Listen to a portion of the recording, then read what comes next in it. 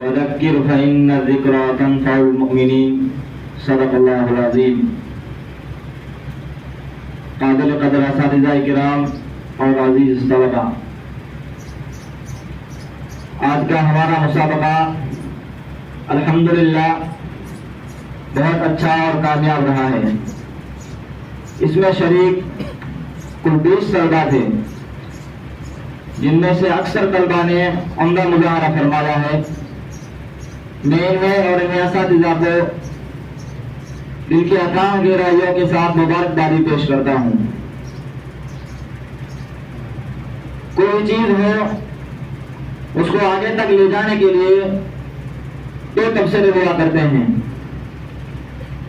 ایک اس کی کمی کوتاہیوں کو لے کر کے اور دوسرا تبصرہ اس کی اچھائیوں کو لے کر کے۔ اگر یہ دونوں تبصرے اگر کسی باکمال شخصیت کی طرف سے ہوتے ہیں تو جس کے متعلق تبصرے ہوتے ہیں وہ متعلقہ شخص ان دو تبصروں کے مد نظر پروان چلتا رہتا ہے۔ آج کے مسابقے میں 3 چیزوں پر بطور خاص نظر ڈالی گئی۔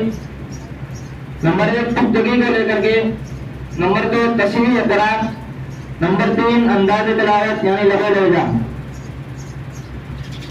پختگی میں الحمدللہ تمام طلباء نے توقع سے بڑھ کر عمدہ مظاہرہ فرمایا ہے، جبکہ پچھلے 2 سالوں میں چاہے جائزہ ہو یا ششمائی ہو یا کسی اور طرح نوعیت کا کوئی پروگرام ہو، ہر طرح کے پروگرام میں اس حقیق کو شامل رکھا گیا، لیکن پچھلے تمام کوششوں کے اندر اور اس کوشش میں اس بار طلباء کو اچھا پایا ہے،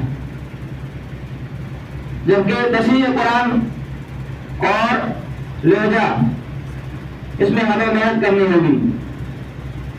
پختگی تو ایک ذاتی طور پر ہوا کرتی ہے، ایک طالب علم اگر بازوں کہے تو اس کو اپنے طور پر اس کو یاد کر لے گا وقت کی گنجائش کو دیکھتے ہوئے، لیکن تصحیح حروف، تصحیح قرآن اور لب و لہجہ جب تک ہم کسی استاد سے حاصل نہیں کر لیں گے، نہیں پالیں گے، تب تک ہم اپنے آپ کو بہتر نہیں کر سکیں گے۔